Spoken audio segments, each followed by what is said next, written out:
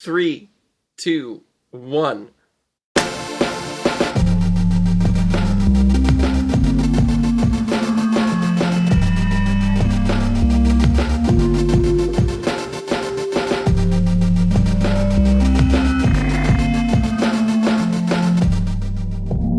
Yeah, that's 5 seconds.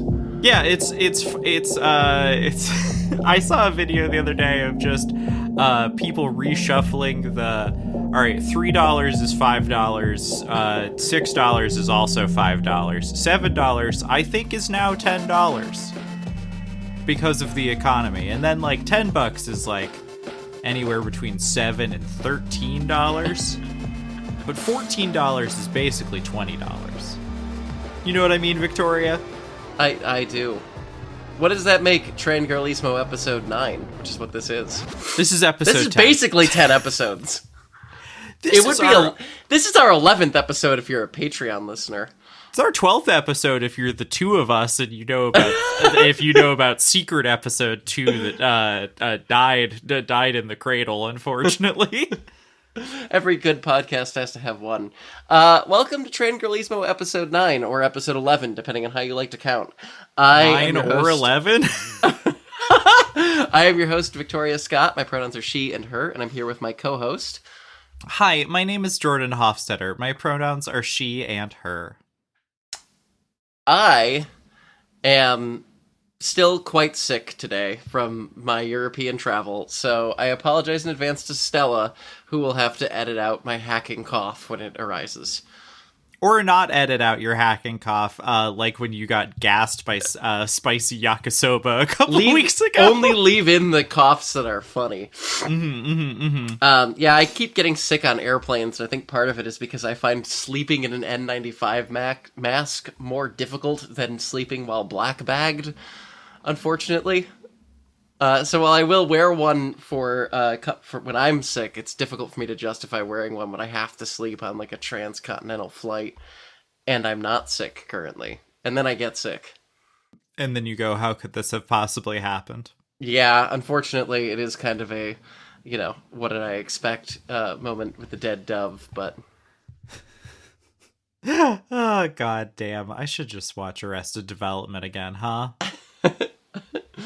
Yeah, I did a whole hell of a lot of nothing except walk around, take pictures, and try to be cultured. I went to an opera and drank absinthe out of a fountain. I had a pretty normal weekend, other than waiting wistfully for my podcast co-host to return from her whirlwind European vacation. Yeah, this was my second time ever, leaving the U.S. My first time was when I went and visited November last year for my 30th birthday. She actually took me out to Glasgow.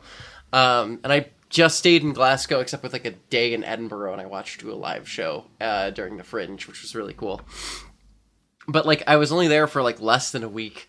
And I didn't really get, a great feel, because it was just, one city, and I loved Glasgow, but I never, went anywhere else. So this time, we went for 2 weeks. We, I talked about some of it last episode. We rented a car and drove around the north of Scotland in the Highlands, and, saw all this really beautiful stuff, and I got to, flog my Vauxhall on B-roads. But then the next part, which was after our last episode, we took a high-speed train to London, stayed in London for a few days, and then my wife and I split off, and the two of us just went to Paris for 36 hours. First off, everybody in the UK, and I understand this, because, I love bitching about the society I live in, right? But, everybody in the UK is, everything fucking sucks here. None of the trains all smell funny, and they're slow, and they're broken. And then I got on what was considered, a mid-tier cross-country high-speed train, and it did a solid 50 miles an hour faster than the trains I've ever been on are legally allowed to go. Yeah. And it just, it had, a bar, it had, working restrooms, it had comfy seats, it had power outlets that all worked. you know, granted, obviously, I've never been on the Northeast Corridor, which is kind of like the only high speed rail in America, so I can't speak to that. But having taken a lot of other routes, wow, this is considered like a shitty high speed train, and I was doing 130 miles an hour and made it to my destination within like 10 minutes of when they said I was going to.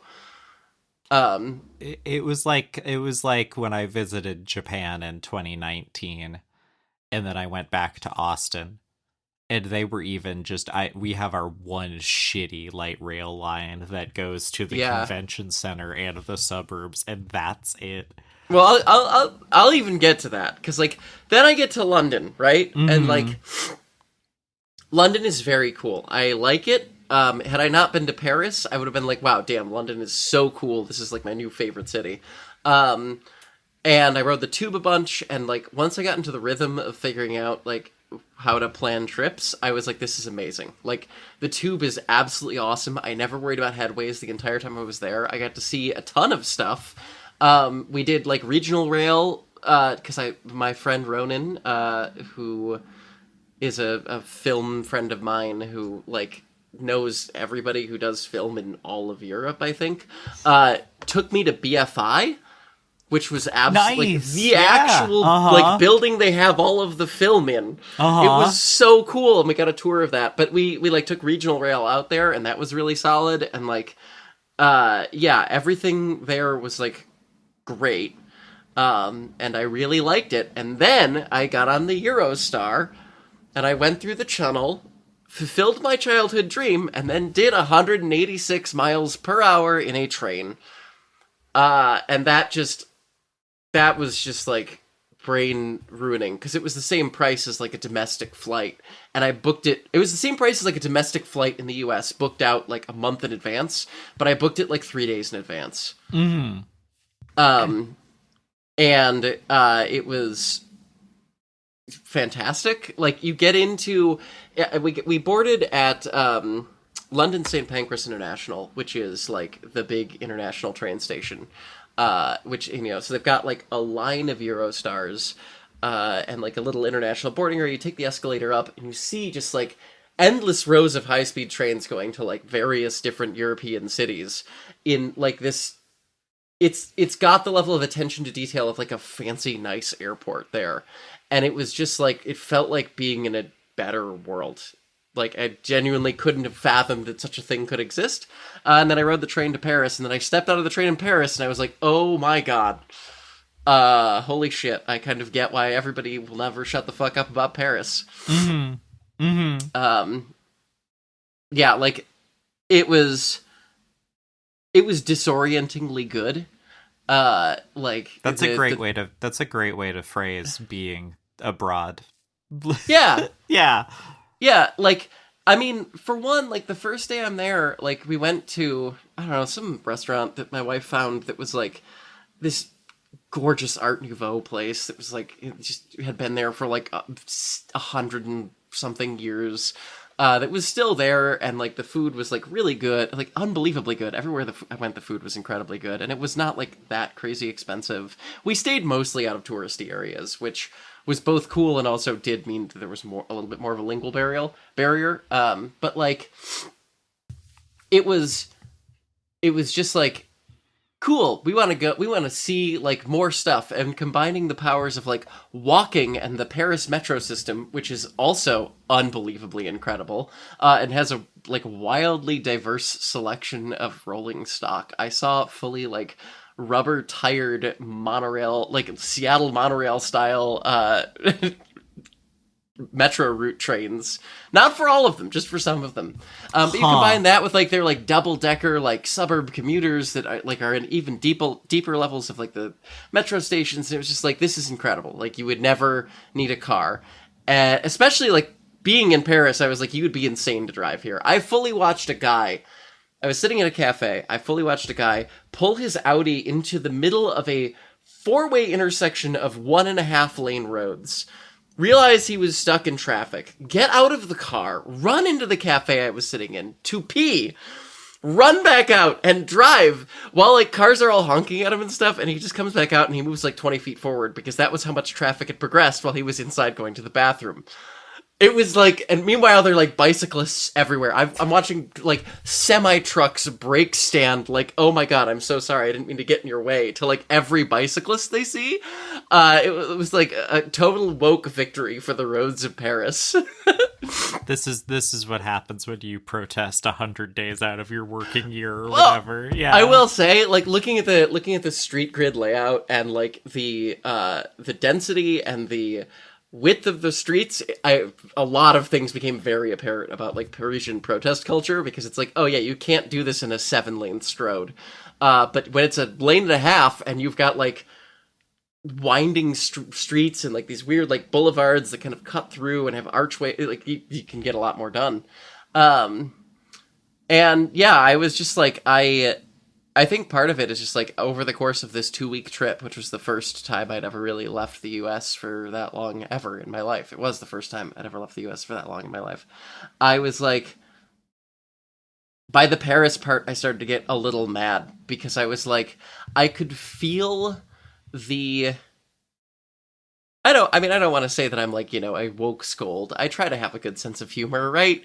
But like, after so long of having lived in America and having reported on like car culture in America and been told repeatedly that like everything I want is like a pie in the sky kind of dream, and then going somewhere where like all of those things were just like the lived reality of existence, and like people, you know, I could feel much better about like uncritically enjoying cars, where I was just like, oh, these are cool, because like, yeah, I had my Vauxhall for a few days. I drove it out to the middle of nowhere, and then when I got back in the city, I didn't ever want to use a car because there was no need to. And like, this is not to like discount like serious issues with Europe. Like, obviously, I mean, I don't live there. I'm on vacation, so obviously I'm going to like sugarcoat some things, but like I have so many trans friends in the UK that I'm pretty aware of like the problems there from at least like that perspective. I know about Marine Le Pen.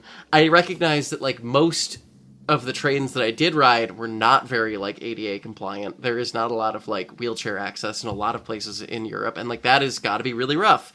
And so like, I'm not saying that it was like this perfect society, but it was just like, all of the things that I've been told are basically impossible, and like pie in the sky, crazy commie thinking are just kind of like normal life. And it was like, yeah, obviously you should keep fighting to make your society better and more equitable. And like, I'm sure there's like I know there's constant effort to do that in those places, but like, just from a perspective of like daily livability, it is so much better there that I was just kind of mad at like what feels kind of like the wasted potential of my life, at living in a country where so much of my time has been spent agonizing over anxieties related to like livability concerns that I swear to God people there just like don't like. Even when I get called nasty things, they're like, I had some people like be shitty to me in Glasgow, right? Like, because I'm trans. Yeah. But like, it carries so much less weight because they're not going to shoot me.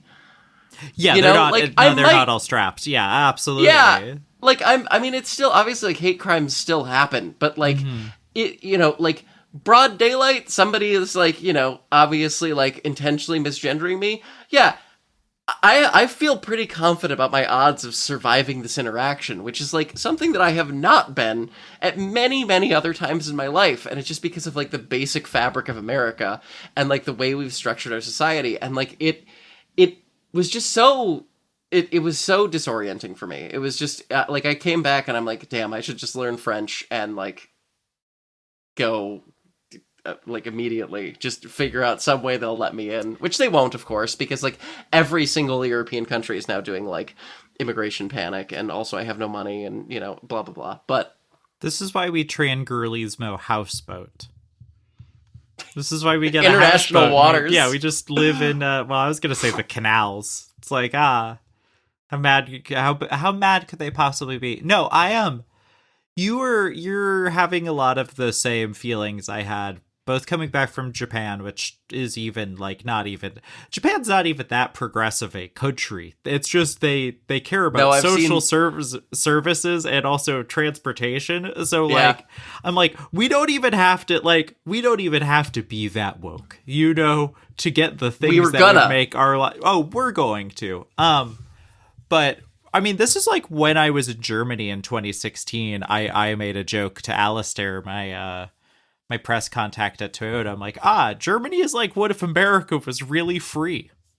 Like that's I'm like, this is like, what if the American, like we did the American dream, we just did it for other countries. Like that's like in the post World War II era, we did split the world into two, and it was places we turned into America but better, and places we turned into America but worse. And that's just all we did with our global our single superpower. Yeah, but it's, I mean, the thing that's so frustrating to me is, like, I've been to San Francisco, right, which is like kind of, I guess, the West Coast gold standard of like a European style city in that it has transit, and they've also like managed to push out finally everybody who was remotely poor. Like, San Francisco really is just like a rich asshole playground. It's like a very mini version of like, I don't know, London or something, where it's like, yeah, it's like we're trying to make this a global financial center, you know, and jerk off motion fart noise. Yeah. Yeah. And the thing is like, it's still nowhere near as livable with nowhere near the amount of like stuff going on as London. Right. And like, I think the other thing too is like my wife loves theater. So, you know, when we were going to London, she was like, I really want to go see a play on West End.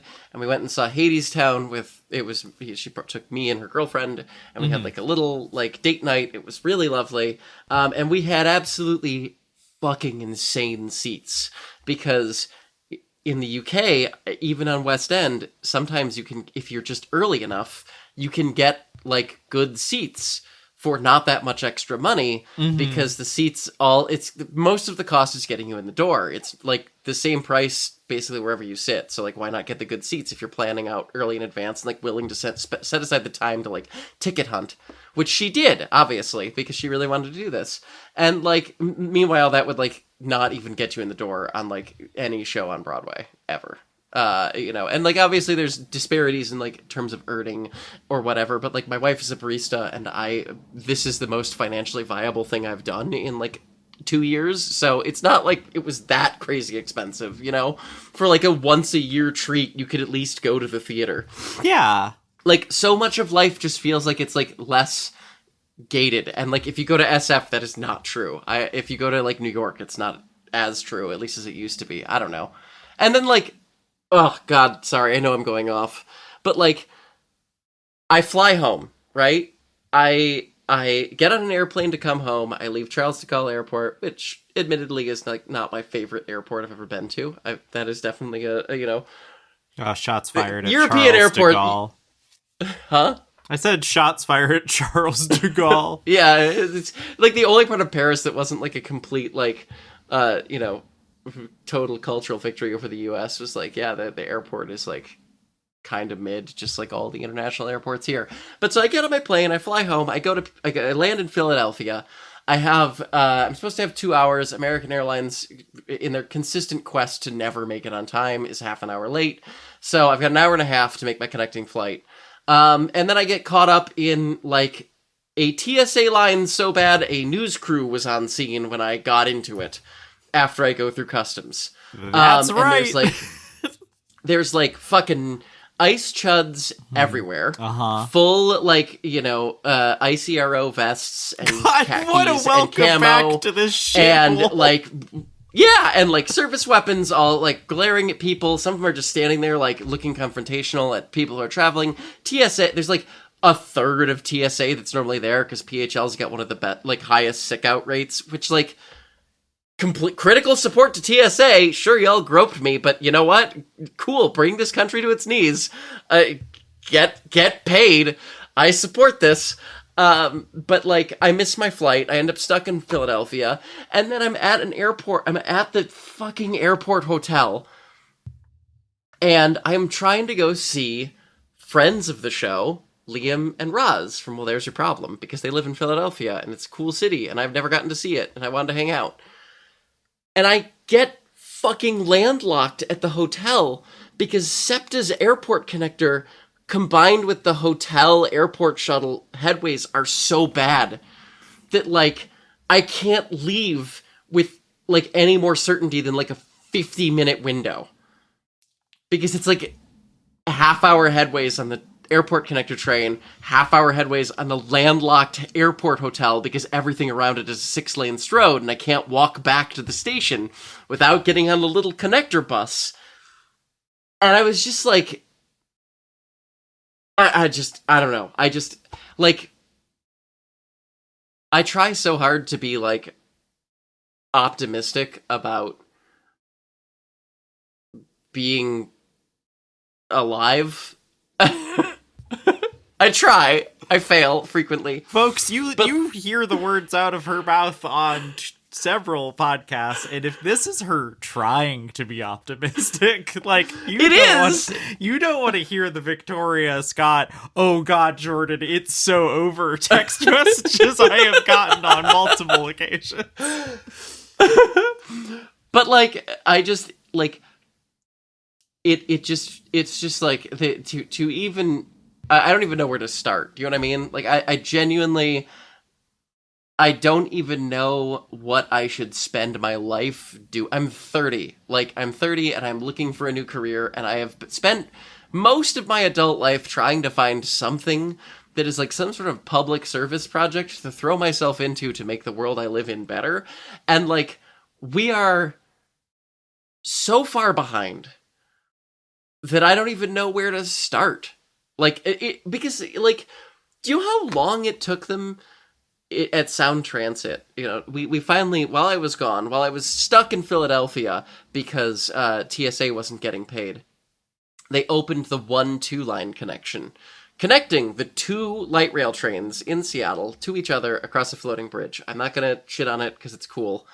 And, you know, they work really hard to deliver good transit despite having no budget and a entirely hostile, like, local government. I don't like the combination of floating bridge, no budget. They spent a lot of money on it. Okay, they spent a lot of money on it. It went way over budget. You know, you understand my hesitation of floating bridge, no budget, right? Look, I fully admit that I like to ride stuff day one, and that's going to get me as a, well, there's your problem episode subject someday. And I accept this risk. But, like, the slideshow's just a nice grayscale photo of you with some years under it. and but, then like, fucking the well. It took them forever to convince Mercer Island to let them have a stop there because the local homeowners were worried that homeless people would come visit. They would, like, dump all of the dirty filth of Seattle into their precious, like, car drivable only island community. And just, like, I know that's why we can't get more Sounder service too, which, again, Sounder, haha. But, like, that's our local, like, commuter rail. Hardly know. We can't get more of it because all of the commuter suburbs are so against the idea of having public transit to their communities because then people who don't own cars could come there. And it's just, like, this is the level of, like, backwards we are working on. It is so incredibly frustrating.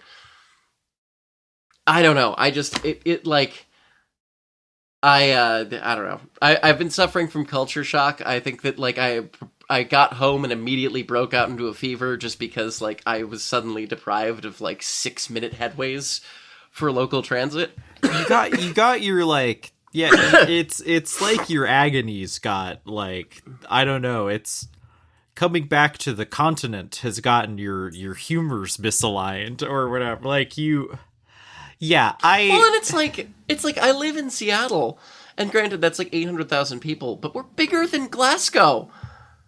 And, like, Glasgow has so much better transit and so much better, like, regional rail connections, and it's I could like cars again. I almost got to stop being such an annoying woke scold. And this is, you know, you said, what do you want to do with it? Like, I don't know. I feel like leftist T-girl podcaster is one of the only growth industries for our people. Like, I don't know. It's just, I feel like this is why I have come around to, since I don't write anymore, That sounds grim. I don't write as a thing I do for money anymore. Former auto journalists. Former auto journalists. That's what the bio says. I do miss the bully pulpit every now and then, just to be able to go like, hey, we do all know that, like, I know we have a lot of fun here in America, I guess, but like, I don't know how you can be looking at $8 a gallon gas in like places like downtown LA and not just go, surely cities of our size and our wealth here in America. Like, when I was still in Austin, I got really into the vote for expanding our light rail system to have multiple lines and have them be actually useful. And you know what? It was giving the city power to eminent domain, all sorts of places to get those lines built, because that's what you've got to do. Yeah. But also, like, even I, as someone who is very for that plan, as a city resident, you're always going to hear the story. Like, this is where the two different types of empathy in my brain fight one another, because it's like, this is going to be an overall net good for the city, but yeah, let's force out all small business owners who have been part of the community for 30 plus years because we need their land because we didn't think to like do a train earlier. And then it's just like, this is the thing, right? It's like, you just have to kill all of, I can't say that in a, how do I phrase this in a way that I won't make we must to borrow a line from a movie I have complicated feelings about. Like, we do just have to kill the past. Like, we can never. You could also just get rid of the landlords who are going to charge an extractive amount of rent for businesses and make it possible. Absolutely, yeah. Like, do you know how many like little tiny businesses I saw in both London and in Paris that are completely impossible to imagine in basically any major American metro, or if it was possible to imagine it, they're all dead now after the past 20 years.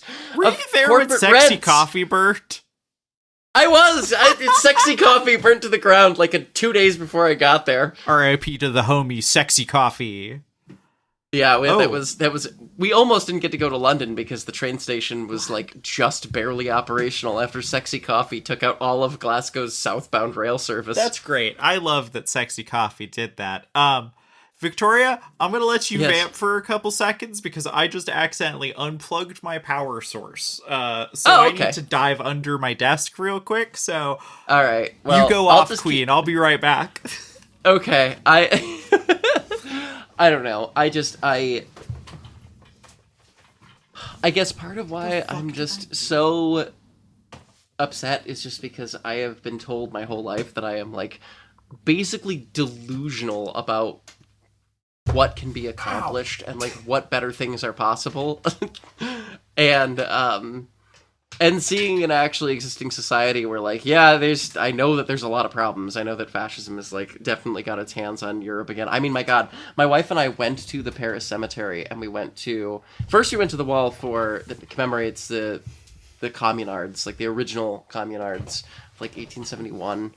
And that was extremely emotionally heavy. But then to leave that part of the cemetery, we had to walk past all of the Holocaust memorials. Oh, no. And so, like, hello, Jordan. Welcome back to my discussion about what I did in Paris. First thing I heard was Holocaust memorials. Yeah, I was just saying that, like, I'm aware that, like, Europe is not, like, a magical wonderland, and that, like, you know, it's definitely got a lot of the same political problems as the U.S., but like, you know, part of that was going to the Paris cemetery, seeing the memorial for the original communards, and then walking past all of the Holocaust memorials they have in the Paris cemetery, which were extremely emotionally impactful. And it made so much tangible, especially as somebody who like reads a lot about like the French Resistance, right?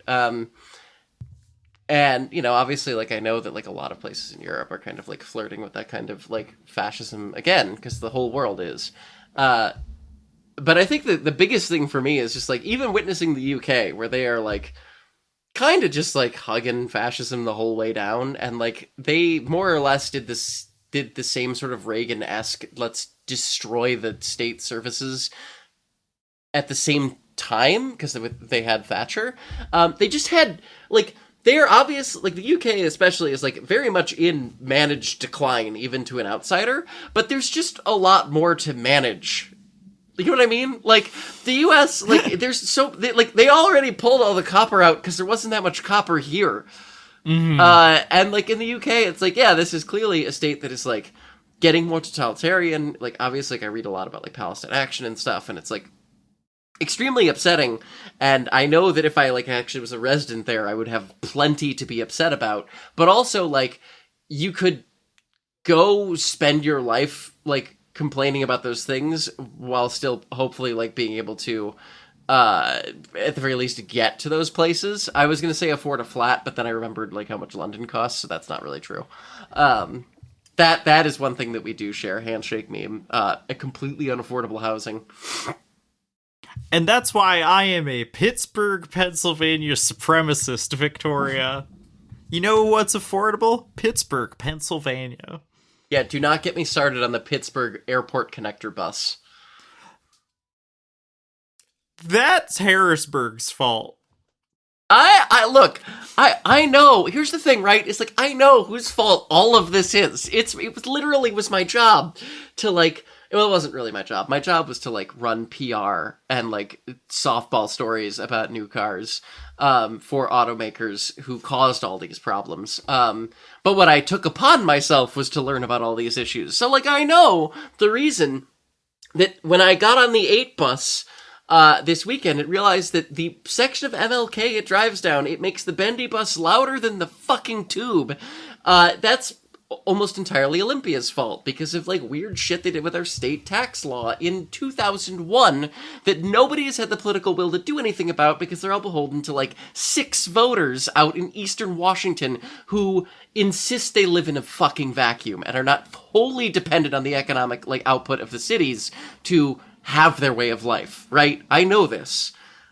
But I'm still really mad, and I can't do anything about it because, like, every time I try to get engaged with any kind of local politics, and I have done this throughout my entire life, it's just like, hey, so we know everything's fucked. You cannot fix it. We don't even want you here. Could you please leave? You're, like, scaring the hose.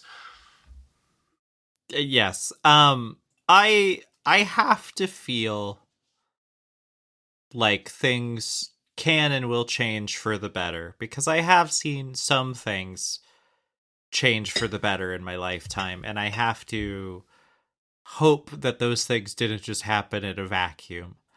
I think transit is, I mean, I genuinely, Donald Trump is an accelerationist for a lot of reasons, and maybe it's not, it's all bad. It's all bad. Nothing he does is good.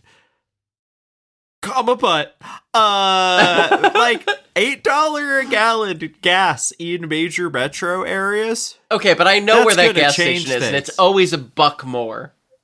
$7 lived in Los Angeles for, like, isn't great either, dog. Okay, that's fair. Yeah. No, I mean, the thing is like, I know the tiniest bit about, like, futures and derivatives training because I took, like, 2 semesters of econ in college. Well, technically it was high school because my mom had me take them at the local community college. Same difference, whatever. I got that in the vault. I got the works of Adam Smith in my, like, was reading through it, my Fallout 76 jumpsuit. But it is really funny that I do know that it is also backed on, like, actual commodities, and so, like, either everything just magically fixes itself, or, like, the global economy shits itself in the span of about 6 weeks. So that's pretty funny. I was gonna mention this, like, later in the episode, but when we did the like American Century of Humiliation bit that I wanted to get into, but did you see those E3 AWACS? Oh, yeah, I sure did. Oh, AWACS only do that when they're very upset. If you are not familiar with what an E3 AWACS is, just know that America now has at least one and possibly two less of them. And also, it's based on the Boeing 707, which Boeing does not support. They don't make parts. We can't make them anymore.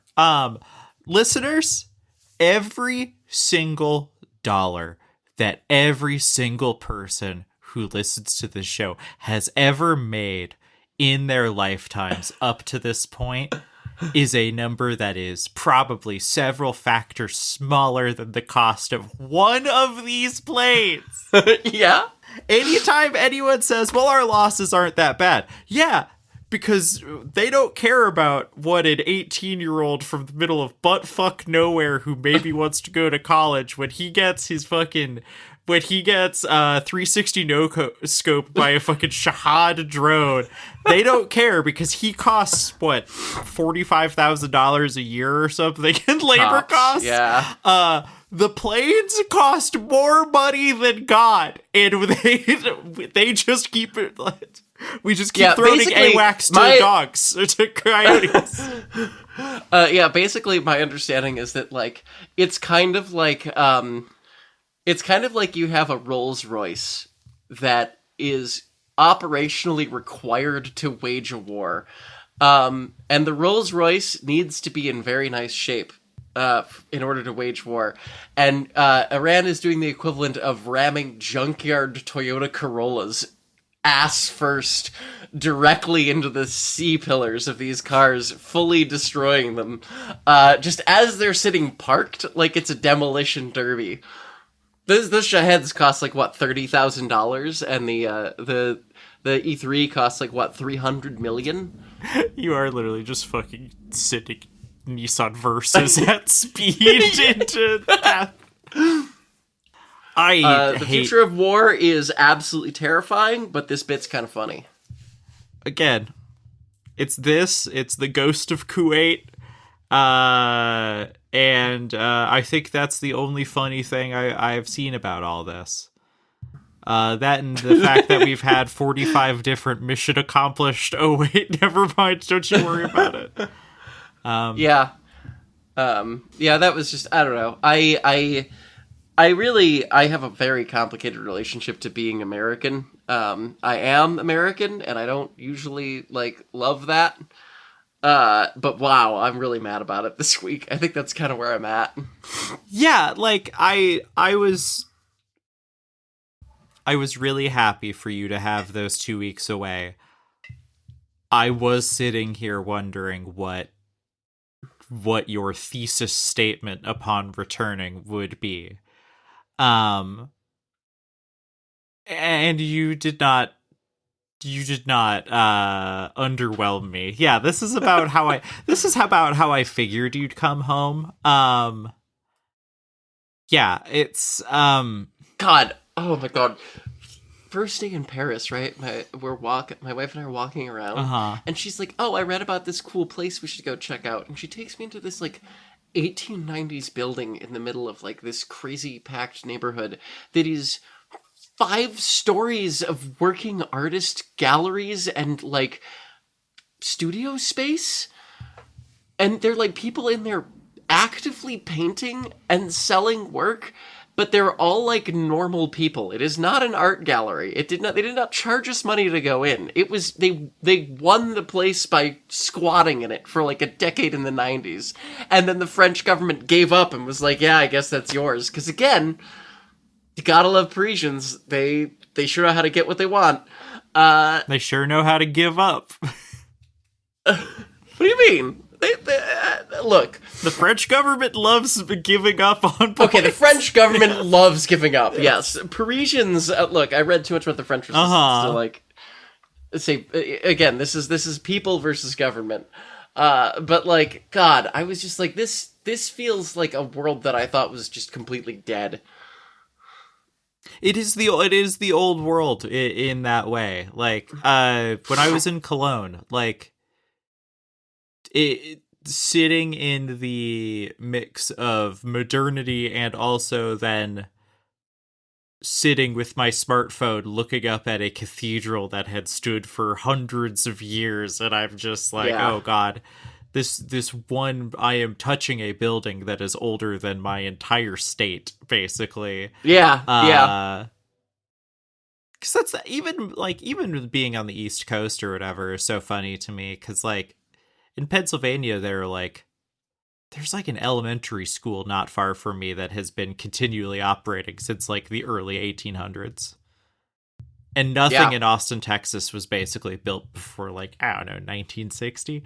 When did air conditioning get kind of good? Like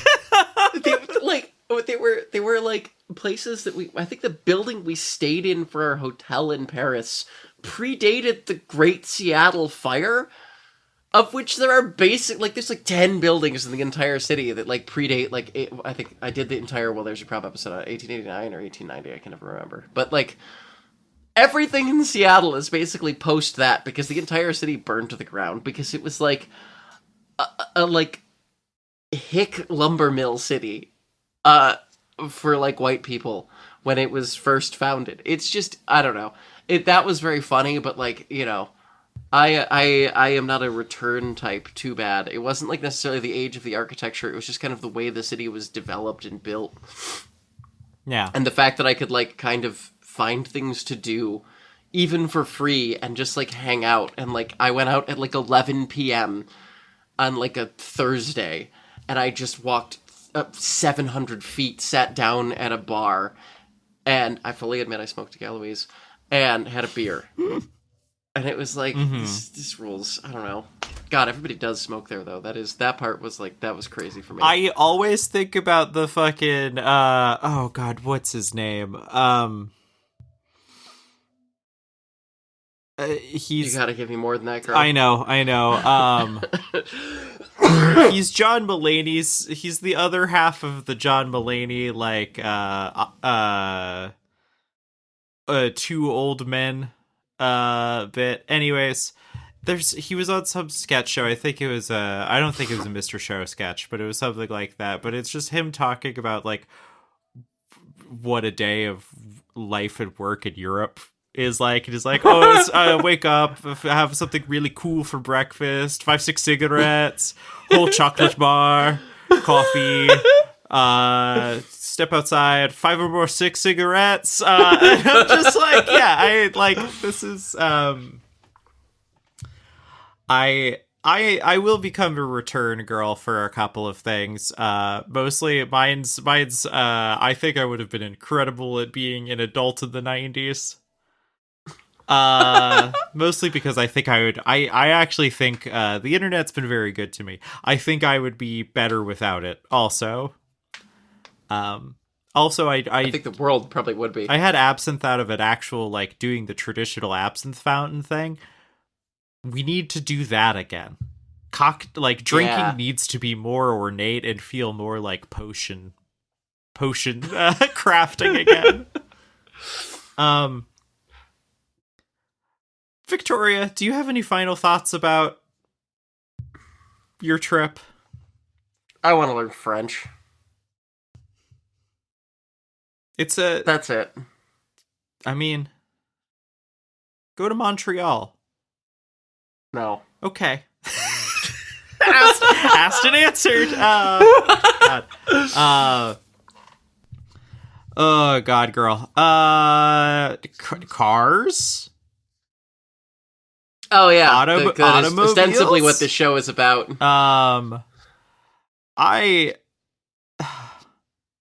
There's one of our topics. I feel like our main topic for this week is going to be a bummer, so I tried to pad it out with just some fun things. One, I feel like the Chevy Corvette program is being run by someone from 1984.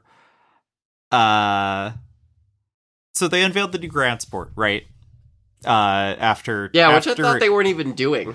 It had leaked like 3 or 4 times, because it turns out when you paint a C8 the Grand Sport colors and it looks like a wide body, people go, oh, is that the Grand Sport? And then GM had to be like, no, it's just a car. And it's like, okay.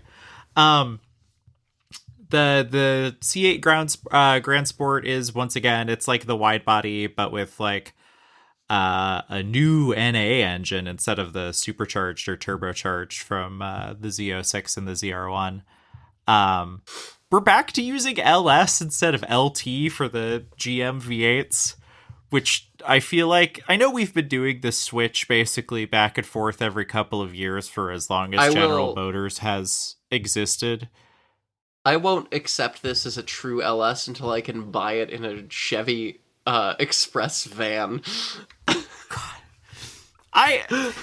Give me my Renault Espace F1, but with the Grand Sport engine in it, Chevy, you cowards. This is what we should be doing. Like that is what the American automakers should be doing, as they just like, as all of them, they can break apart. They can bright drop. So like, give me one of those.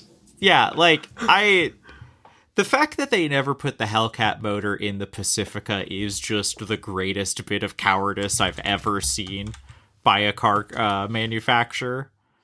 They put it in everything else, but you're not going to put it in the goddamn Pacifica? Anyways. Making a family of 6 extremely sick by just doing a 3-gear burnout in Pacifica. Chevy, Dodge Chrysler continuing its long story tradition of building cars for family annihilators and just skipping a step. Hey, have I ever told you about the complete sidebar altogether? The Corvette things only to truly say is this is apparently the last iteration of the C8, which I went, wow, they got through them quick. And then I remembered that the C8 hit the streets in 2019, and that was 7 years ago. Jesus and then Christ. I almost threw up. The E-Ray is dead. They're just doing a Grand Sport like 4-wheel drive hybrid now, which actually that might be the one to buy. But who knows? The only reason I truly wanted to bring this up is because at SEMA last year, Tremec, the transmission manufacturer. Were you about to say the tranny guys? I almost said the tranny guys. That's why I stopped. Yes, you know me too well. You know what I almost said. Listeners, the look on her face said it all. God damn it. Tremec the tranny guys, who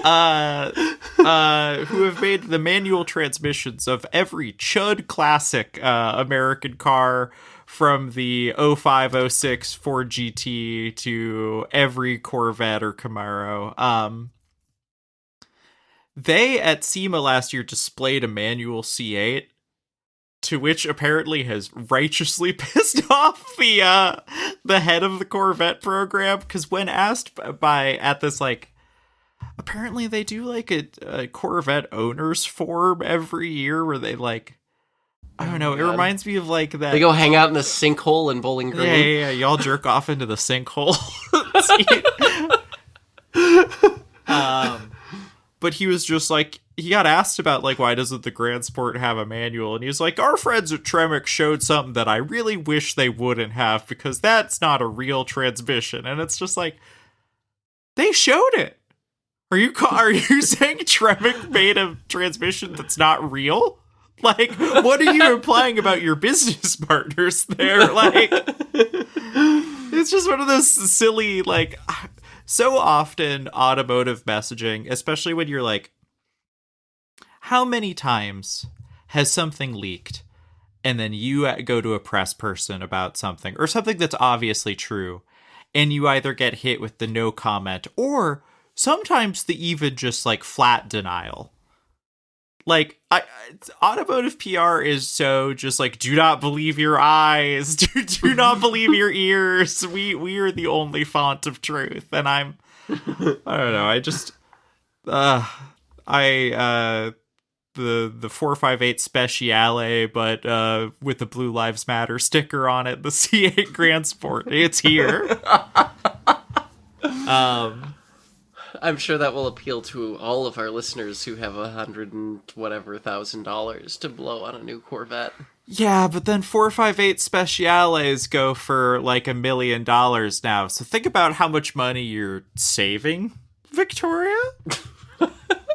Well, see, the problem is going to be that all roads are going to be bombed to shit after the Third World War, so it's going to be really hard to get your low ride clearance Corvette down the cratered remains of I-90. That's what the front nose lift is for. Come on. Fucking, oh God. Sorry, am I bringing too much downer energy to this episode? I'm trying to remember what I was going to segue to in the middle of the Corvette thing. What had gotten brought up?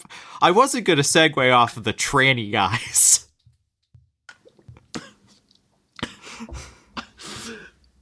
I have no idea. We were going to talk about F1 because a bunch of stuff happened. Because they raced at Suzuka, which is like the only good track. Yeah, they did. Everyone had it was actually like a pretty good Japanese Grand Prix, but ooh boy, we saw our first accident that can be directly applied to the unique ways that this rule set has turned out. Where I learned a lot about super clipping reading race recaps. Franco Colapinto in the Alpine was basically completely down on power going into a corner. Ollie Bierman, who's actually a little twink man, important point of order. Nominative determinism not working for once. I know, right? This bear man's a twink.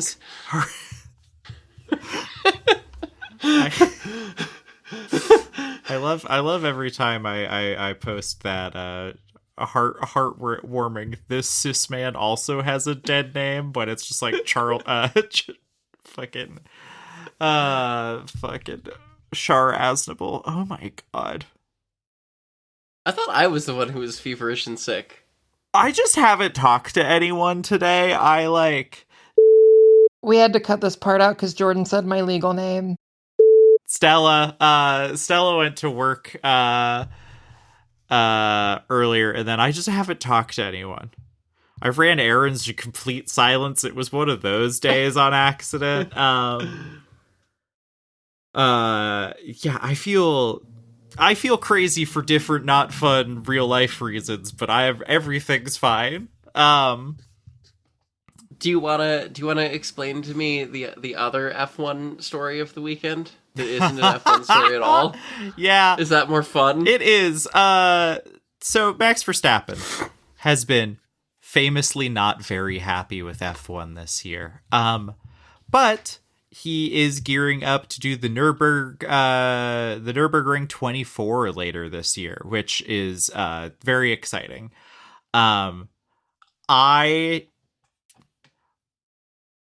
How do I say this without betraying my sports car loving roots? I love watching the Nurburgring 24 when the sun is up. Trying to make sense of the racing at night on the Nordschleife, impossible because you were just watching headlights basically hovering. You're just watching headlights. On boards at night, that's fine. But like, what are we doing here? So, last year... That's kind of a Sir Francis Scott Key way to watch the race. You're just kind of like, let's see what number is in front when the dawn comes. Yeah, the Houston Rockets red glare. Yep, fucking, yeah. Max did 2 races last year, basically to get... You need a special license to compete in the Nürburgring 24, which is basically like hey, this track is unique. A lot of the people who do the 24 hours, are you familiar with the NLS, which is the race series that is only at the Nürburgring? I am, actually, because I had a front row seat to watching friend of the show, previous interview guest in an old podcast of mine, Charlie Martin, get her qualification to do the 24 hours in Nürburgring. And so she raced in the NLS for a bit. Right, she did. I saw like an NLS race at the Nurburgring. That's what I was there. That's when Toyota brought me over in 2016. I was there to go to an NLS round. Because that's when they were. It's basically like you have to pass like the silver license and then, or the A license and then the B license or whatever, to make a Gran Turismo analogy incorrectly. No, true. So they'll let you do the cool event. It is truly that. But it's just for the Nordschleife because it's insane. Because if you've ever driven that track, it's like literally one of the most dangerous left in the world, which is why it's cool. I'm sorry. Yeah, and I haven't driven the track. I've only been a side seat in a first gen GR86 Cup car, which was scary because one of the NLS sessions is more of just a fancy track day every NLS weekend. Yeah, which means that they'll let like people side seat during what is basically a free practice session. Damn, that's session. awesome. Yeah, so we were getting blitzed by GT3 cars. Like if I'm in the passenger seat and a car is passing us on the right, like there was just a GT3 car like 6 inch, like I could have like reached out and touched it because that's just how narrow that track is. And also if you're a slower car, like how often you are having to be, you know, navigating. Yeah, this is why sports car racing is absolutely awesome. I'm completely there with you. I don't really watch F1 because I find it uninteresting as a racing spectacle. Have you watched one of this year's races? Not yet. I wanted to watch Suzuka, but I was stuck in the Philadelphia airport because TSA was busy not having paychecks, and ICE was busy, you know, chudding it up. Chud-maxing. Watch the highlights from Suzuka this weekend. It's the racing's good. Anyways, so Max, he did a race in a Cayman GT4 last year, and then a 296 GT3 car, both of which had little restrictions on them to basically before he was given his full proficiency at the ring. I think also a couple of his teammates that he has needed their Nurburgring licenses as well, because Max, through his Team Verstappen, the GT3 team that he owns, he does that to give the guys that he like is friends with through iRacing real seat time. That's insane. So like some of the people that he is bringing with him are like people who got their start by being like iRacing sweats. So it's really cool. Max is cool as much as he is being like the full like my team fucked the new regulations, I'm just screwed for the rest of the year, like meltdown in the media that he is. Every world champion does it. It's fine, Max. I get it. It's like, yeah, you're gonna throw a fit because it sucks to not win the sport that you're good at winning at. But speaking of winning, he has moved to for his lead up to the 24 hours this year, he has moved to a factory supported Mercedes GT3 program, which is pointedly not a Ford GT3 program, which I think is interesting because it means he still has enough cachet to go. I'm sure Ford offered him, like, Mercedes is trying to court him for the F1 move. Sure, of course. But, like, Red Bull and Ford are partners now. It does feel very weird that to see him in a Red Bull liveried Mercedes car when I think that they have even done like a press video of Max driving a Mustang GT3 on a track. Like, that's not confidence inspiring in your long-term partnership with Max Verstappen. That's just IMO though.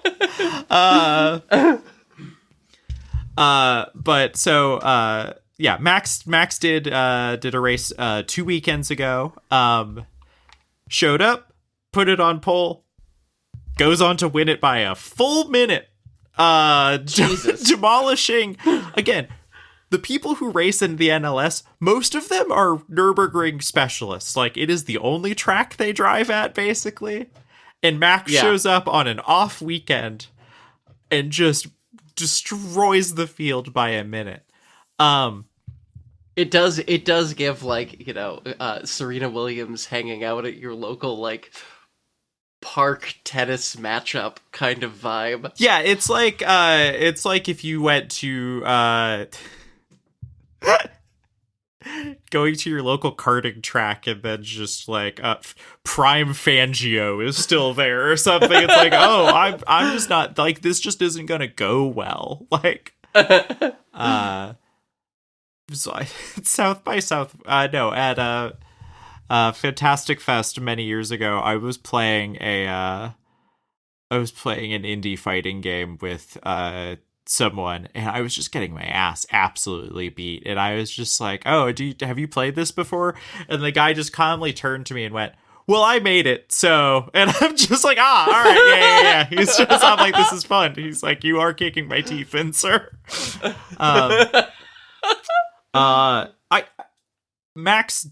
Max and his team did get disqualified in full disclosure for how this story ends, but at least for this week. Apparently the NLS has a very unique rule where a tire set is counted as used the second you bolt it on the car. So their explanation for using one too many tire sets was basically that they were just doing a ton of pit stop practice and were just taking tires on and off the car too much and lost track of what sets they had touched. So, a new team, Now I feel like you don't get a minute from putting on one too many sets of tires. No. That, like, there are a bunch of Max's competitors who are like, he still won though. Like, that's not like they didn't cheat like that. They just did it like an infringement DQ. But yeah, Max has the opportunity to do one more race before the 24 hours in May. I think it's in May this year. The notes say April. What? The notes say April. For the 24 hours? It says he has one more race in him before the Nurburgring 24 later this year, which would be in April. I think I wrote that bad. Okay. I think I wrote that like Yoda. Because we have no Saudi Arabian Grand Prix and no Bahrain Grand Prix, because some things why? some things are happening. Don't worry about it, kitten. Okay. Yay. Max can do one more NLS round in April so if he wants to get back out there and like maybe count tires, I don't know. I think Max is probably going to take a year or two off if we don't do radical changes to this F1 rule set, which after that Ollie Behrman crash might Doesn't he have enough money he can just like go enjoy himself now? Yeah, and I think he will. I think there's a wanting to run the numbers up on your F1 career, but he's also young enough that he can come back, like Raikkonen took a couple years off and came back. Yeah, my understanding is that F1 is like, it is the peak, but it's also awful and everyone hates it, kind of. Unless they're like in the dominant car when it's winning, and then it's kind of almost enjoyable. But like, I think no one seems like they're having fun. I think it is when your sport is so. Most other racing series have some leveling components, like IndyCar's a spec series, NASCAR is kind of a spec series. A bunch of series have balance of performance. Like F1 is the last truly. Yes, everyone's designing to the same rule set, but like. F1 is still that last arena where things are so what can your team provide for you and what can you provide for your team, where I feel like if you're not doing well and it's not your fault, like your car's bad, I have to think it must be a form of anguish that is for an athlete, especially. Most of the F1 guys have like won championships to get to F1, like a junior series. When you have done that work to succeed over your peers, and then you're stuck in, I don't know, let's just call it an Aston Martin, or Williams, I just like I have to imagine it hurts in a way that is indescribable. Fernando Alonso, there is still time. I saw someone, a cis person, so I don't know if they like get it, but I saw someone reposting that part of I saw the TV glow where he's just screaming, "Someone help me, I'm dying," but it was just labeled Fernando Alonso this year, and I'm just like, I don't know if you can be posting this, cis baby. I don't know if you can be doing that. Anyways, I think Max is going to have way more fun just kind of bouncing between, like, other disciplines for a while. Like, I fully think Max is going to go rally. I think Max is going to do Le Mans. I think Max is going to keep doing sports car racing. Yeah, well, and also, like, I think that there's probably a component of... Obviously, F1 is considered the pinnacle of motorsport for many reasons, some of which are valid, some of which are just money. But also, like... The Nurburgring is an insane track, and winning there means a lot, because it is, in the same way that F1, you say, is kind of like the last of its breed in a car team or driver team collaboration. The Nurburgring is the last track like that. Yeah. That any major series still races on, barring maybe Le Mans, but like that's a different thing. Le Mans is not as crazy dangerous as the Nurburgring is. Like, and it's also like. It's so, like, the pavement quality is, like, not as consistent as you would expect from a lot of other tracks, and, like, 24 hours there in the dark, like, just the amount of work required to succeed in the wide range of conditions over a course that long is, like, a totally different skill set than, like, anything you're ever going to use in F1. Oh, yeah, because, like, So I'm sure it's just, like, it feels like a new frontier, you know? Yeah, like, when you're doing, in, like, a 4-hour NLS race, you're doing, like, 40 laps? Or something? Yeah. Like, yeah. A lap there is so long, even in a really fast car, that it's just, yeah, there's a reason why that is the and the Nürburgring 24 is the pinnacle race that still happens there. Like, it's we can't race prototypes there. We can't do F1 there. F1 was too fast for them in the 70s. Like, there's a whole movie about that. There sure is. It's a great movie, actually. I love that one. Yeah, it's one of those movies that really makes me wish that Daniel Bruhl had never gotten sucked into the Marvel Cinematic Universe. We're referring to Rush, by the way. And not those little bottles, listeners. Yeah. Sorry for coughing my lungs out again.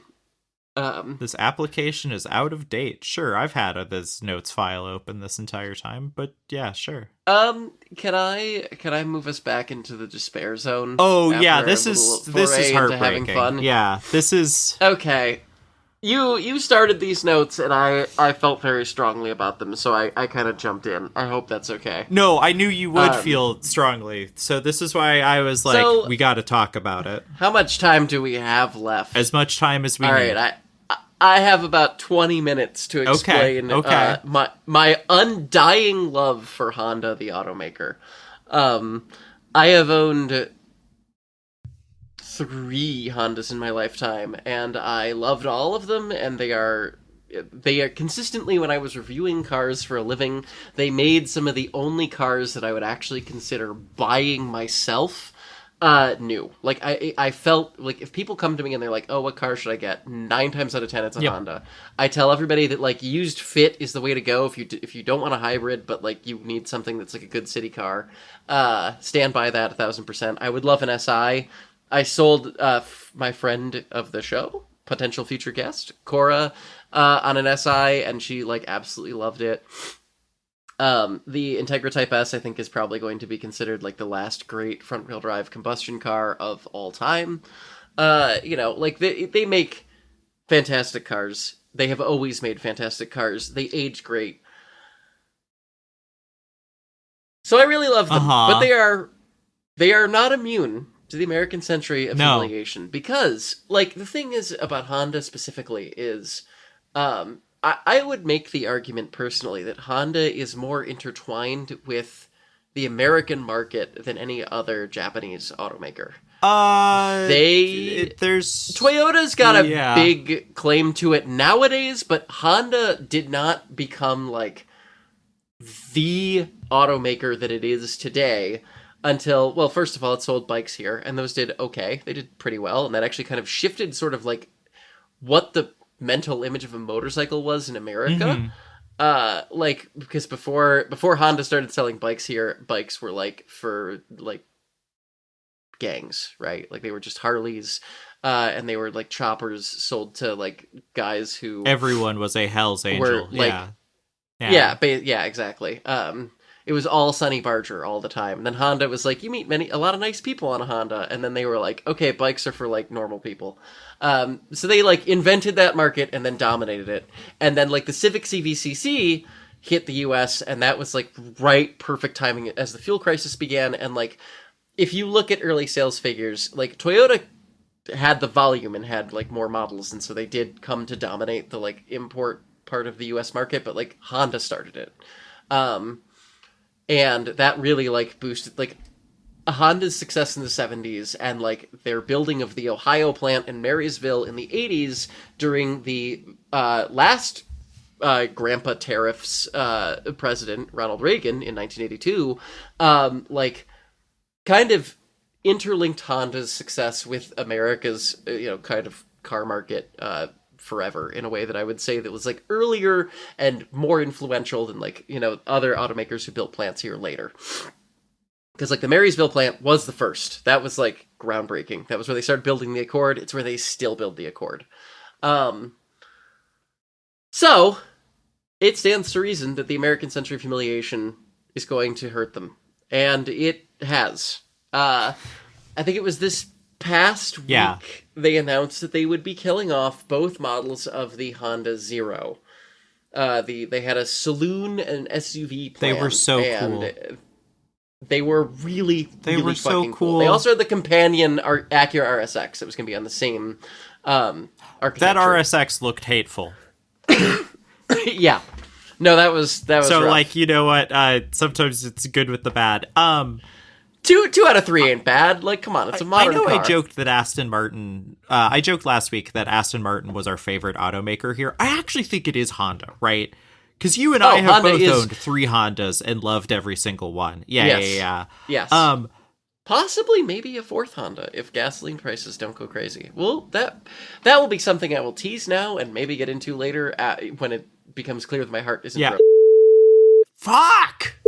Yep, sorry, cutting that out too. No legal name, thank you. Stella, god damn it.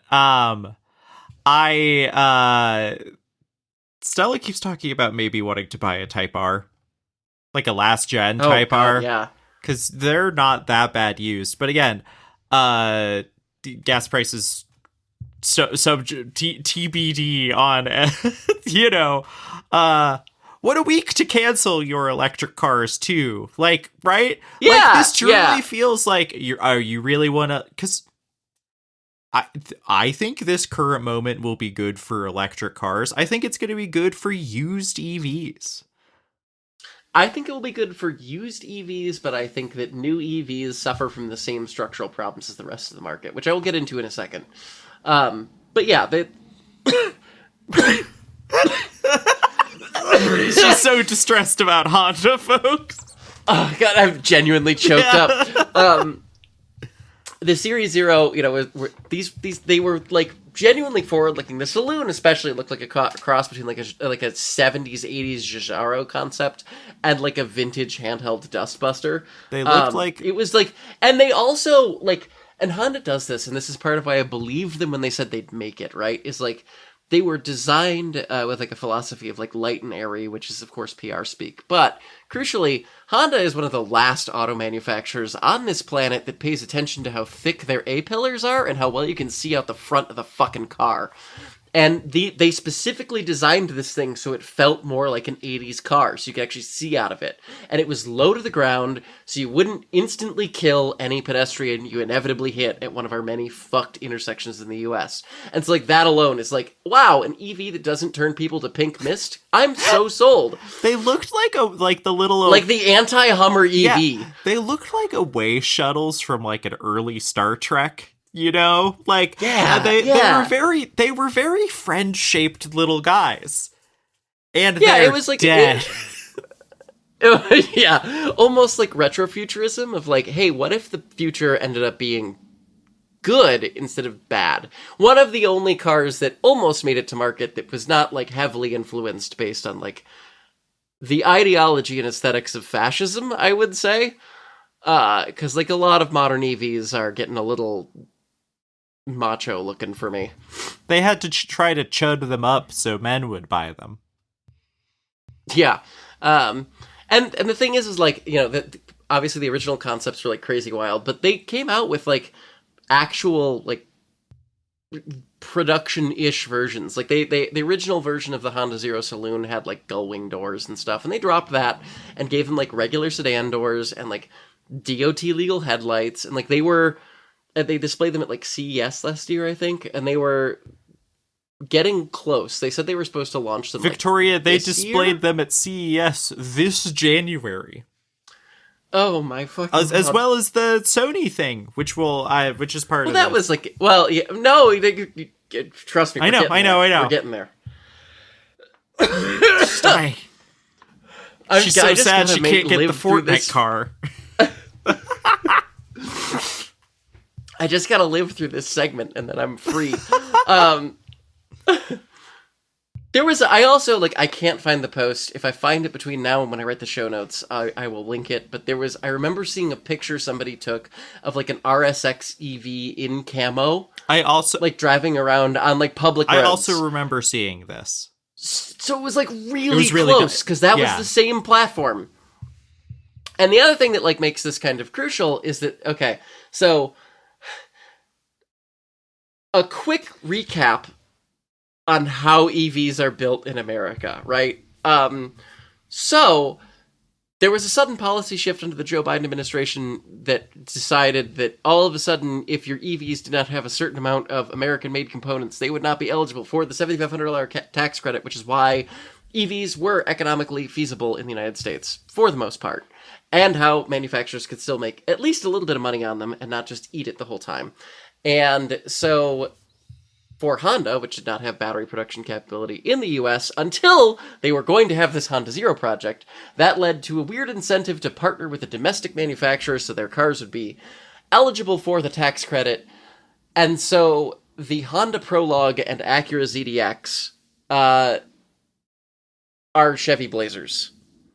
Now, I don't know if any of you know about the Chevy Blazer EV. It sucks. But it was bad. It was bad. I know somebody who got one, and my only question is why, because it is genuinely one of the worst cars I've ever driven.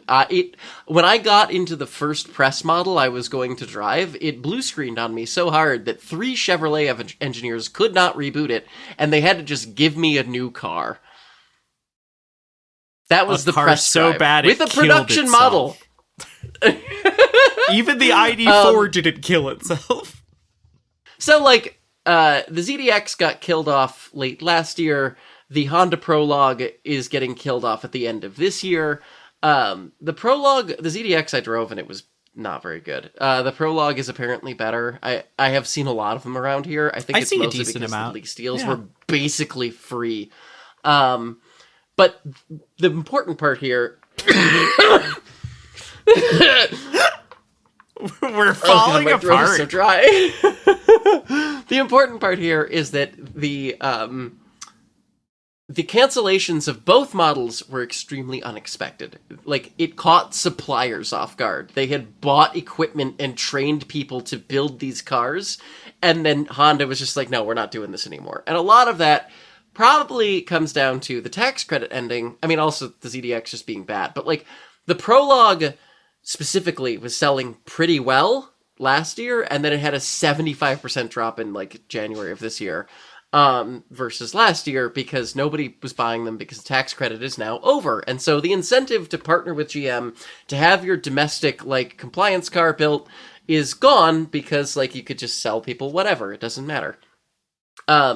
So at the end of this year, Honda, as of like currently extant models, will have no EVs, and Acura has no EVs. Acura doesn't even have a hybrid, as far as I'm aware. I don't even think they have a hybrid model.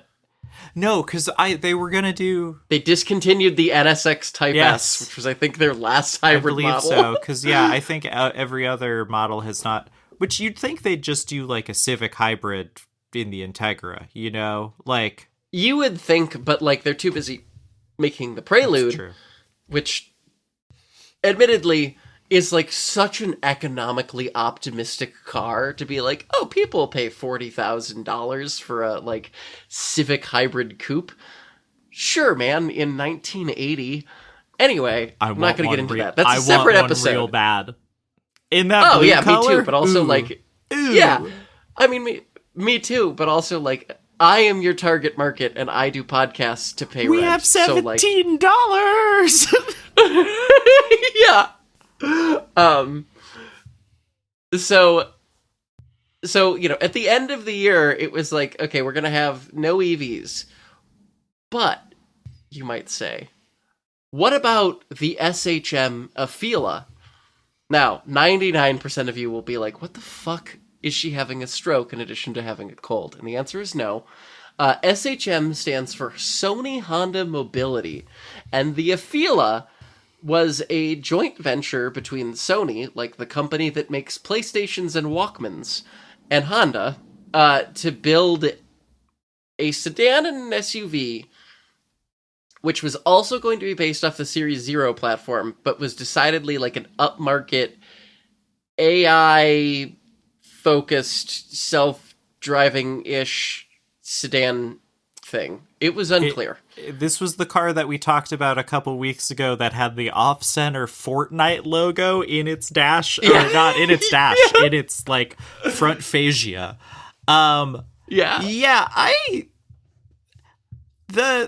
This is another car where there are traces of it in very fun places that'll just be like the Hallmark ornament of this past holiday season.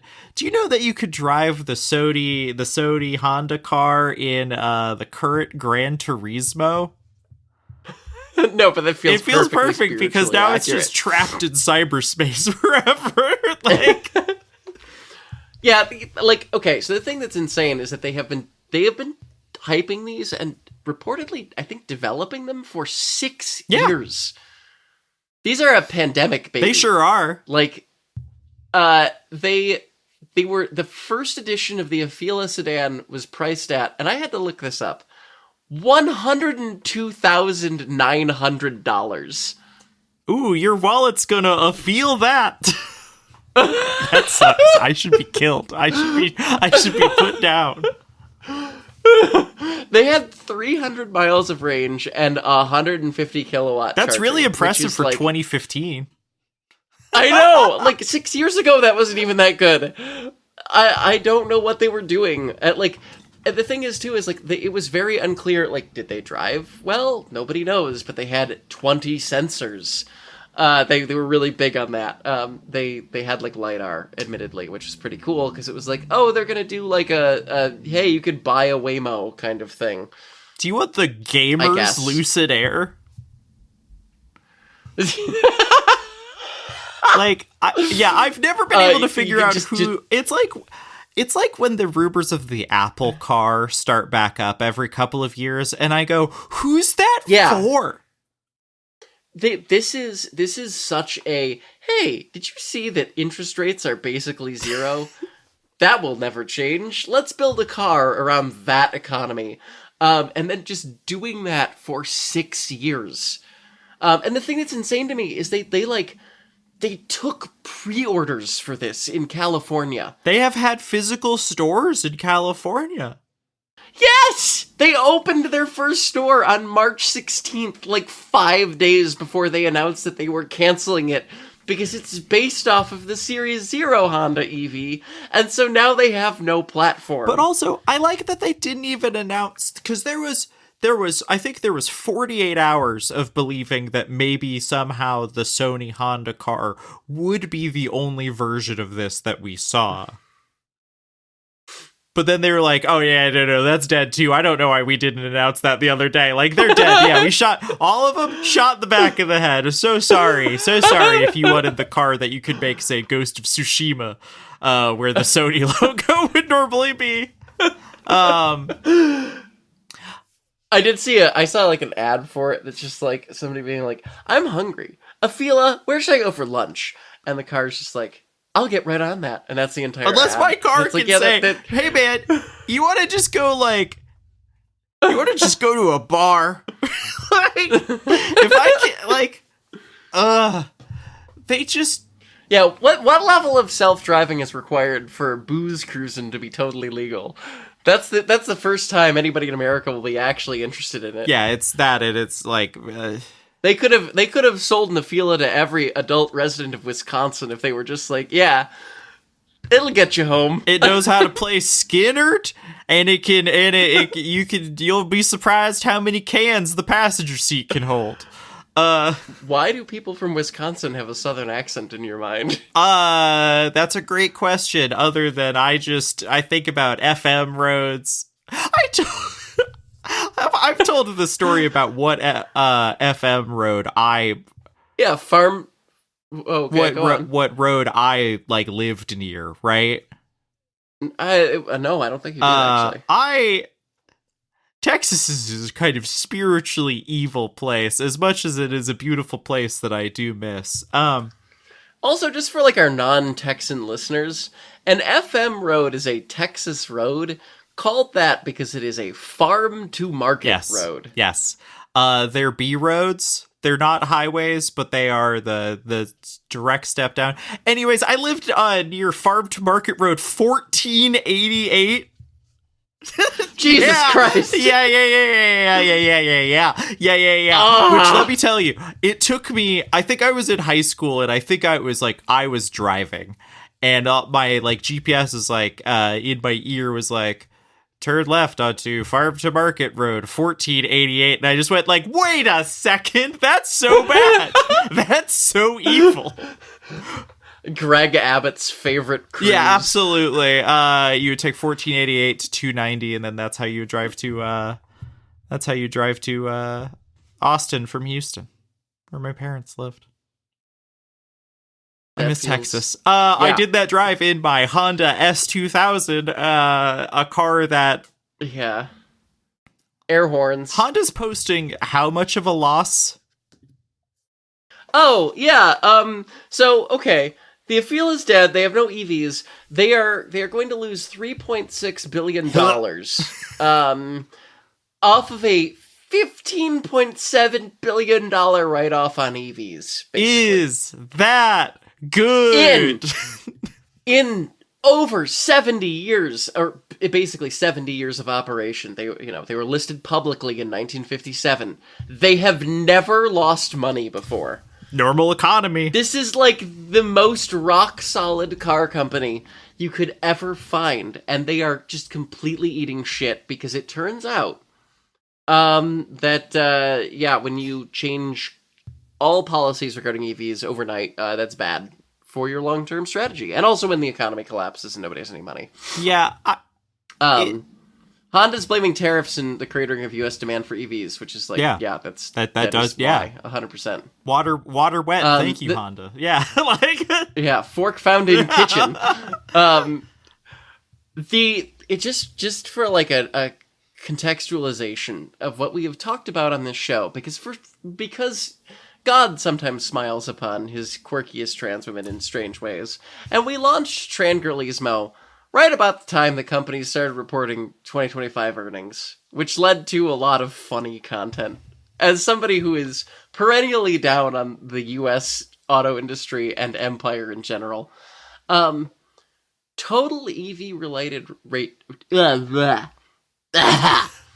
total EV-related write-downs for the auto industry over the course of the Trump era, as per Financial Times, are now $65 billion.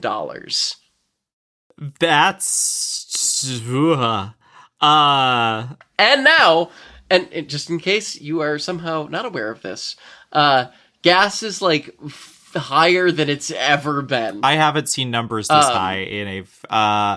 I think I might have paid like $5 for premium in Houston a little bit right when I first started driving, due to something dumb. I think that was just post hurricane pricing though. You know what I mean? Yeah, that's probably true. Yeah, it's looking bad, and if we're doing Battlefield 3 map Karg Island, I think if we play Conquest on Karg Island, that gas number is only gonna go up. Yeah, the funniest thing is that, like, Trump is, as of today, when we are recording this, and I'm sure this will change by the day we launch this, even if we launch it in 20 minutes, because that's just how this war has worked. But Trump is like, oh yeah, we don't need to get the Strait of Hormuz back. That's not like an operational, like, that's not how we define winning this war. And it's like, buddy, you have destroyed the American empire more than any single person who has ever lived. If that is your win condition, is Iran gets to set tolls to transit the Strait of Hormuz. You could have sat there, again, the Chinese strategy of sit back, do nothing, could have worked flawlessly with Iran. It's like, they could have just sit back and do nothing. And instead they're like, no, we're going to, like, galvanize everyone in the country to hate us anew. Because the first move of this war is going to be to kill 180 elementary school girls. And horrify the entire world. And then we'll sit back and be like, oh, sorry, Claude told us to do it. Which isn't even fucking true. Sorry, I I'm hate really to amped say, up today. one of my favorite Onion headlines that was just true in how something worked out was the Taliban employing bold new strategy of just sitting back and watching America destroy itself. And I hate to give props to the Taliban, but, you know, they kind of showed the world the path is just like, actually just let them, like, Iran is currently doing the, like, taller person putting the hand on the forehead of someone trying to swing at them method, where they just... everything's so stupid. Well, this is just, like...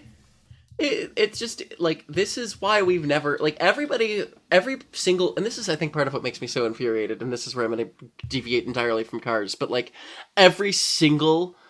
ghoul in American politics for my entire lifetime has been like, we should go to war with Iran. I've just, like, holding blood feast all the way down. And it's like, this is why you don't do that. Because, like, America routinely gets its ass kicked in wars where it is fighting against people who are using Soviet-era, like, leftovers that are basically operated by, like, teenagers. And it still loses. So, like, going up against an actual country with, like, 70, 80 million people in it, and some of the most treacherous terrain on Earth, and access to, like, incredibly crucial shipping choke points that can, like, destabilize the entire world economy, is not something you want to do. No, it's, there was an entire war called the Iran-Iraq War about why you don't go to war with Iran. You just don't do it. Like, there's a reason no one does it. It's because it's a bad idea that never ends well for anyone.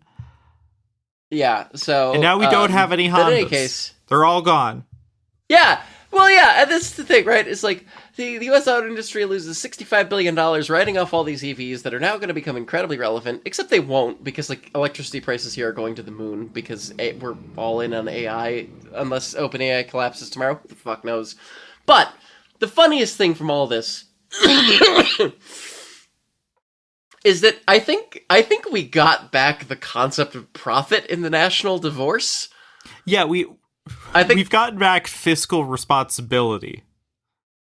I don't even want profit. Yeah. You can like the right wingers can keep it, and yet we still have it. And it's just like there were like 8 million people out this weekend protesting.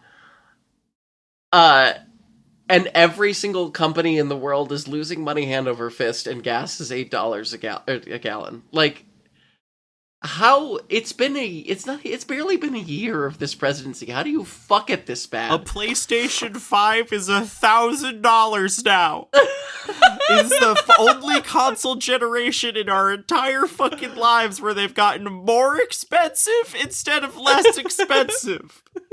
What are we doing? No one can buy a computer anymore. We fucked up so bad. Like, and this is like, look, I'm taking the leftist hat on and I'm putting on the American little treat hat. But like, let's be honest. There's a lot that I thought we all agreed that the little treat economy was the only reason we didn't burn all of this to the fucking ground. Like, I thought that was our devil's bargain, was we all liked little treats. And that's why we went back inside in 2020 when we had popular public support for burning down a police precinct and a Target. And I'm just saying, we elected the guy who made the PlayStation 5 $1,000. And I'm not a brain genius. I'm no astronaut. I'm no brain surgeon. But, like, he's Donald Trump. He's the guy from The Apprentice. Why are we doing this? I can't take it. I'm losing my fucking mind. Victoria, when I was in high school, one of my periods, I was able to be an office aide, and occasionally I would get loaned out to help, like, the kids who needed like more like care and attention, like the special needs kids. Mm-hmm. I would help out with them because I feel like no one else none of my peers would. Like, it was me and my girlfriend at the time were like the only people who actually would take those. So, like, you know, we'd come and like tell them about the theater department and like invite them, you know, but like, and just hang out and help out. Yeah. The only shining light I have is that Donald Trump was one of those kids' favorite guys. And this mostly nonverbal child loved yelling, "You're fired," in a frighteningly good Donald Trump impression. And if there's any bit of joy I have in this man being president, other than my heart breaks for our country, but it is tremendous content. But I think I'm like, you know, at least person's name withheld, at least he's probably pretty psyched all the time. His favorite guy became president. That's crazy. I feel like if Regis was president and not dead. Oh my god. Yeah, I don't know. Yeah, that's my downer. Honda's in trouble. They said they're going to make more money because they're going to sell hybrids. So, their hybrids are excellent. It's not going to... Every time I read, like, company strategy for next year, and they're like, we're going to do these things in the American market, I'm like, well, you're fucked then, because there isn't going to be an American market. There's buddy. not going to be an American market, you stupid slut. Like... I have been saying for years a bunch of stuff that people, I think, thought was kind of me doing hyperbole because, like, I was making a parody of my Doomer personality. I'm not joking. This shit's gonna suck. I don't know how to convince, like, C-level executives that if you touch the stove long enough, you're going to be burned. Yeah, like, I have to use my fucking asthma inhaler. I laughed so hard. I'm killing Victoria. Yeah, I'm just fully... The economy wasn't I'm not doing the fucking Will Stancil. I'm not gonna tell you and lie to your face that the economy was good under Joe Biden, but it wasn't like this. And electoralism is not evil. It is also probably not the pathway out of all of our problems. But like, I don't know how everyone in the RNs, like, I mean, the DNC should be having like layup after layup, and it's just like none of them can even be like, the DNC should be mailing out the fucking I did that Donald Trump like gas price sticker. Like the DNC should be mailing those out for free for people to put up, because that will be the more effective than any other messaging we've had. There are I have seen the Iranian Revolutionary Guard Corps, I think that's what it is, the IRGC, put out more effective messaging against Donald Trump than the Democrats themselves have in the past week. Like, I guess the overall thing I took away from my past 2-week adventure in Europe and subsequent return home is that it is deeply humiliating to be American, and I am utterly ashamed. It's ridiculous. I have a bunch... On so many levels. I have a bunch of friends in the United Kingdom who I have known for a very long time, and they always felt that, like, I had it good for the most part as an American, because it seemed like we were getting more as austerity was coming for them in bigger and bigger ways. And now I feel like finally Turf Island has maybe gone back to a point of superiority over us, because at least they're not starting shit like this. No, they are jumping in on it. I mean, well, like, yes, because I've heard about Keir Starmer. God, I can't. I have to stop myself before I turn this into like American trash future. Yeah, I spent a lot of time in the Shapes place while you've been gone. And you know what? When you were like, when last time we recorded, when you were still in Scotland, and you were just like, yeah, I just haven't been paying attention. I'm like, God, this is the happiest I've ever heard Victoria. I was like, oh God, it's when she comes home, it's gonna be like putting down a dog. It's gonna be so sad. It's fucking plucking the wings off a bee. It's just a crime. When I was having a beer at 130 miles an hour as we like raced down the west coast of the UK, I was like, this does kind of feel like giving chocolate to a dog right before you go take it to the vet for the last time. It's very much like, aw, you're having fun, aren't you? This is your last little bit of like contextless, smooth brain enjoyment of the world before, like, you know, the rest of the stuff that's gonna happen in your life happens. Oh God, we're such a good time. People love this show. People really like this show. I don't get why, but I'm deeply appreciative.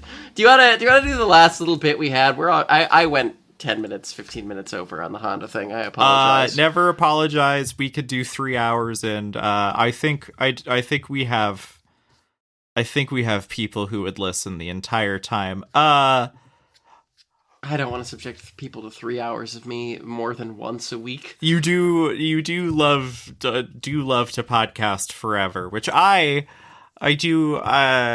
As a former fan of the Waypoint family of podcasts, 5-star runtimes are always a banger when used sparingly.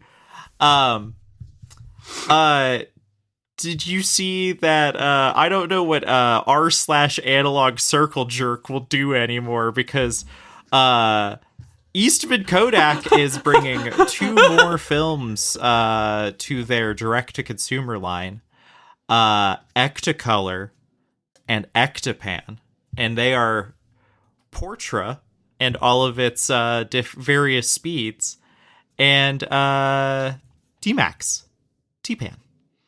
The 3200 one. T-Max. T-Max. I don't shoot black and white. Can you tell? You should. It's fun. Oh,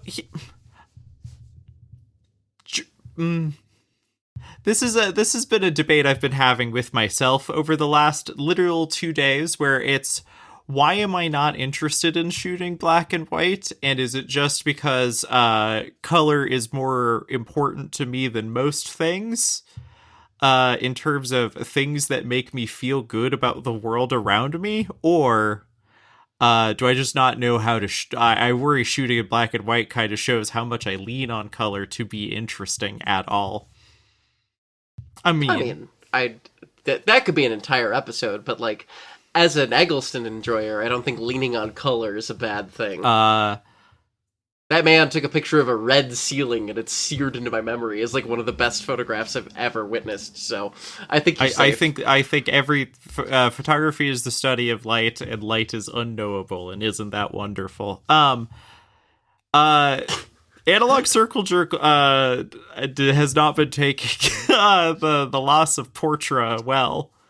And honestly, how many men online who have made Portra a part of their personality are all like crying out in anguish? Because the rumor is Alaris is just going to start winding down their film distributing business. Yeah, that would make sense. They're owned by private equity now. That sounds like overhead. It does sound like overhead. Inventory. Get that gay shit out of here. You don't want to have a physical warehouses, physical product. What the hell is this? I think going back to using the ECTA name on a bunch of stuff is cute, but I think it's cute, but I do have a complaint, which is that Portra is not really like Ectacolor is like 2 gens old. If they were like trying to go back to like a retro thing, but keep it in line with what Portra kind of is, it would be Vericolor. Because Portra replaced it was Vericolor 1, 2, and 3, and Portra replaced Vericolor 3. Vericolor 3 is a great film. I have had a couple of rolls land in my lap, and I always try to use them on like the most meaningful portraits possible, because it's really good looking stuff. But also, I don't care. I just want to keep buying film. It's fine. Yeah, I think I just think it's interesting finding out what names they have access to.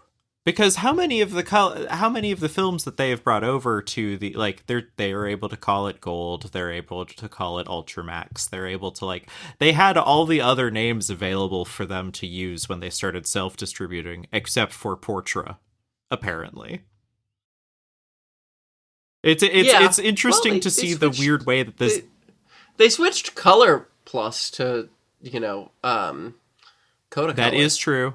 So they didn't have that one either. That is true.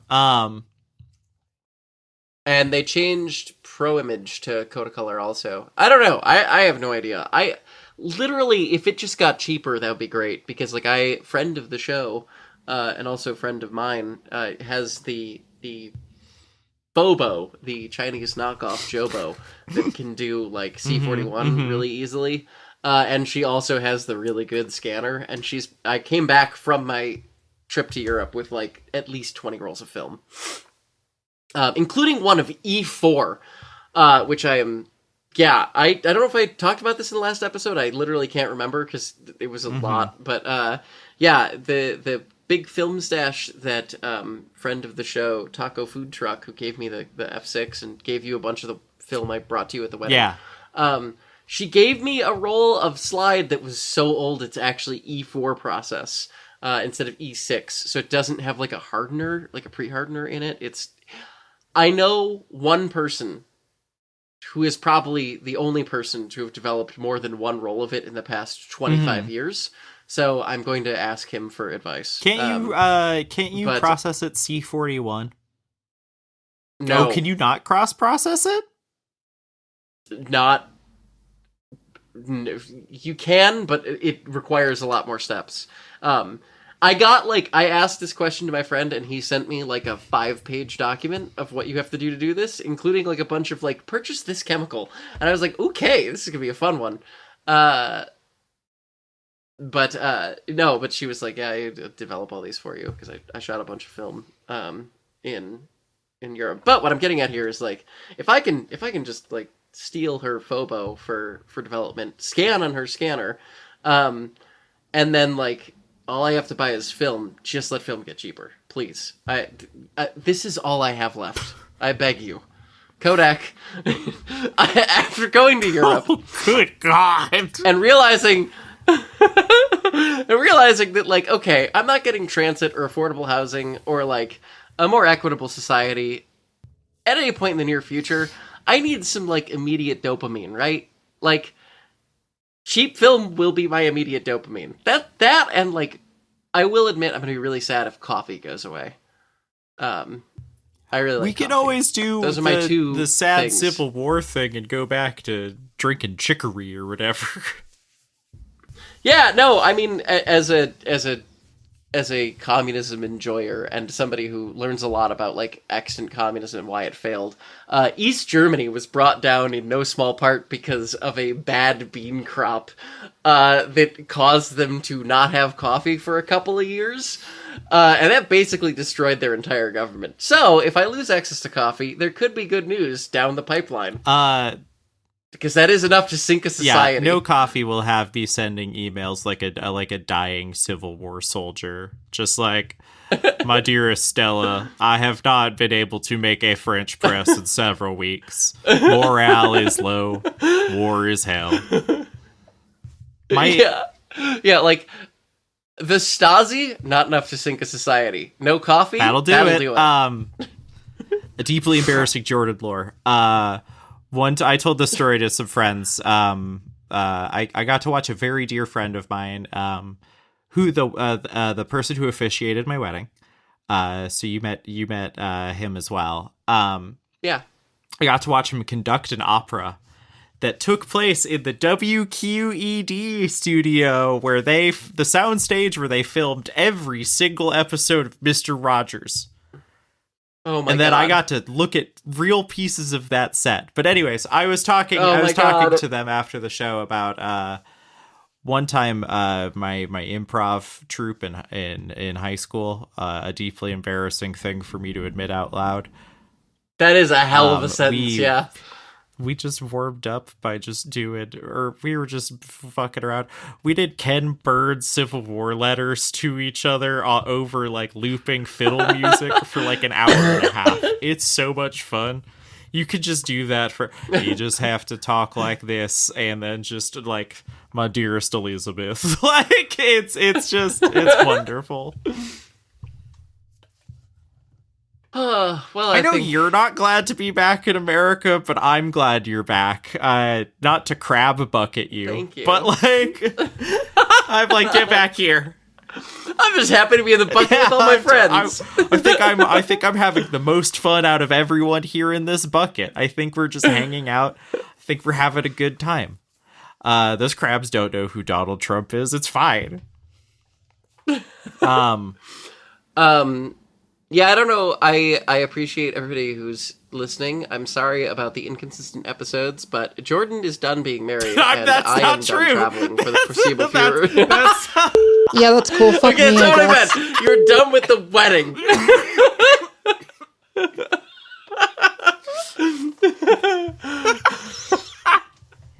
Sorry, Stella. I forgiven didn't realize what I this was time. saying.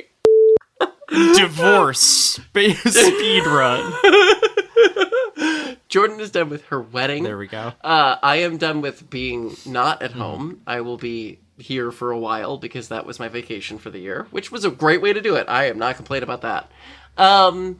So episodes should return to a normal consistency and pace. Thank you to Jordan for handling things so well in my absence as the Trangirlismo substitute teacher. Let me bring I out the thought you did VCR and the big old TV. It was always so fucked because those TVs were so heavy, and sure, they were strapped to the cart, but those carts were so tall that the center of gravity on all of them was completely boned. I'm sorry, I never had a TV cart. Oh, right. Sorry, homeschool. So sometimes your teacher would be really too drunk to go to work, so they. Oh, my mom just worked through that. Anyway, no, I'm just kidding. That was my dad. Christ. But yeah, I don't know what the next bonus episode will be yet, but we will have something hopefully soon. We'll figure out either we're going to like review a Metal Gear Solid game, or we'll watch another movie, or maybe another round of reader questions. I don't know. I think maybe you mentioned the Rush movie. Yeah, that would be Rush commentary. Folks, let us know if you want us to do a Rush commentary. If people demand listener questions, we could also do listener questions. It ain't no problem. Yeah, sound off in the comments section, preferably on Patreon, because I literally cannot keep up with the comment sections of like every podcasting site. I try, but it's impossible. So just like go directly to Patreon and just tell me there. The comment section is free for these episodes. You can just say things to me. You could say, I will read all of them. And sometimes it's me as Victoria, because I literally can't look at our Patreon account as myself anymore. If you want to send us an email, it is trangirlismo@gmail.com. Victoria, where could people find you? Oh, at Blue Sky and Blue Sky. Yep. I don't have any social media anymore. That shit sucks. It's bad. I'm on Blue Sky. I'm Jordan Jamboree everywhere Jordan Jamborees are sold. I'm losing it. Thank you for listening. This has been a delightful return to podcasting on a normal cadence, and I hope you enjoyed. I'm sure between now and next week, another American car company will lose $15 billion, so we'll have plenty of content. Thank you for listening. Bye! Bye!